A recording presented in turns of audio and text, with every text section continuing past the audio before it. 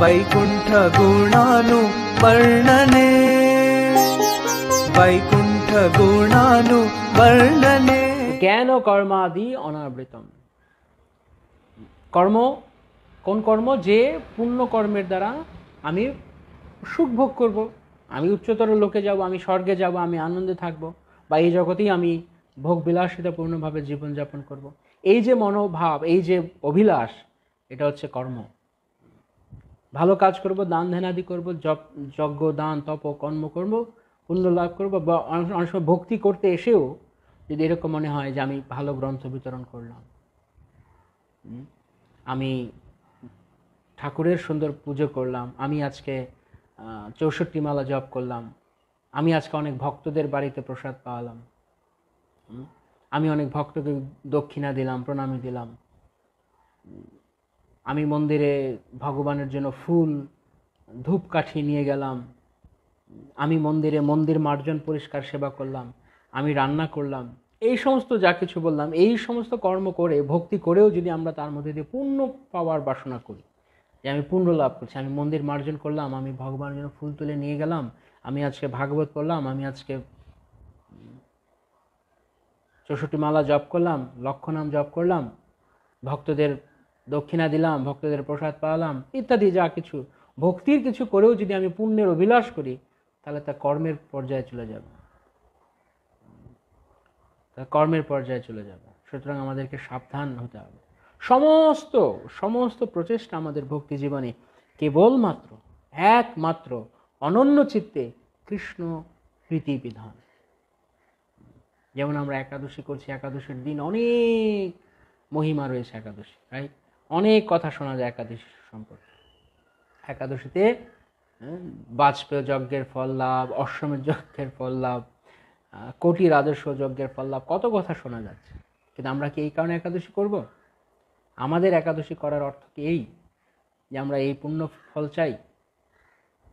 একাদশীর মাহাত্ম্য শ্রবণ করলে, একাদশীর মাহাত্ম্য পাঠ করলে এই লাভ হবে, ওই লাভ হবে, তাই বলে আমরা পড়ব, এই শিক্ষা কিন্তু আমাদেরকে দেওয়া হচ্ছে। এগুলো বাইরের লোকদের আকর্ষণ করার জন্য একাদশী।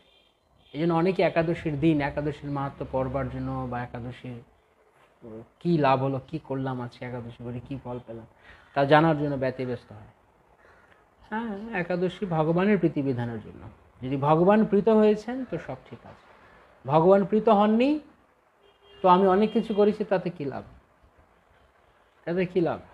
কৃষ্ণ প্রীতি, কৃষ্ণ সুখ তাৎপর্য হলো কিনা?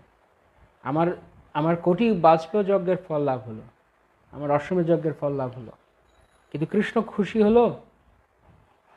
ভক্তির তো আনুষঙ্গিক ফল, ভক্তির তো গৌণ ফল এমনিতেই আছে, সে তো থাকছে। কিন্তু যদি ভগবান প্রীত না হন, কৃষ্ণ প্রীতি তাতে না হয়, তাহলে তা দিয়ে খুব একটা কাজ হবে না। সেই একাদশী ব্রত হোক, সেই নাম জপ হোক, সেই বৈষ্ণব সেবা হোক, সেই গ্রন্থ বিতরণ হোক, সেই প্রচার হোক, সেই নাম সংকীর্তন হোক, হোয়াট এভার, কিন্তু যদি কৃষ্ণ প্রীতি বিধানের মনোভাব আমাদের না থাকে, তাহলে তার কোনো লাভ নেই। এই কথা অত্যন্ত গুরুত্বপূর্ণ। আমাদের ভক্তেরা অনেক সময় এই একটা খুব ছোট কিন্তু খুব গুরুত্বপূর্ণ পয়েন্ট তারা মিস করে।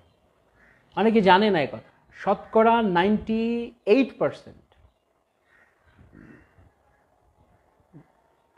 98% ভক্তই এটি জানে না, অথবা জানলেও তাদের সাবকনশিয়াস মাইন্ড তাদেরকে এই কথা চিন্তা করে না। তাদের সাবকনশিয়াস মাইন্ডে এই কথা থাকে যে না, আমরা ভক্তি করছি, লাভ হবে,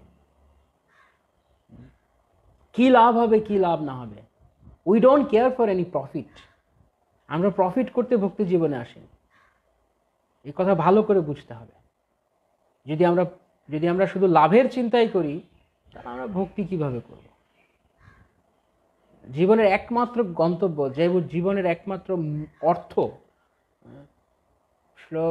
প্রহ্লাদ মহারাজ বলছেন অধ্রুবম অর্থদম, এই মনুষ্য জীবন তদপি দুর্লভম অধ্রুবম অর্থদম, যদিও তা অধ্রুব, অনিত্য, কিন্তু তা অর্থদম। অর্থদম মানে তা অত্যন্ত অর্থ প্রদান করে। কোন অর্থ প্রদান করে? পয়সা অর্থ, টাকা না, এই জীবন অর্থদম, অর্থপূর্ণ এই জীবন। কি অর্থ? এই জীবনের অর্থ কি? এই জীবন কেবল কৃষ্ণ সেবা করার জন্য, কৃষ্ণ প্রীতি করার জন্য।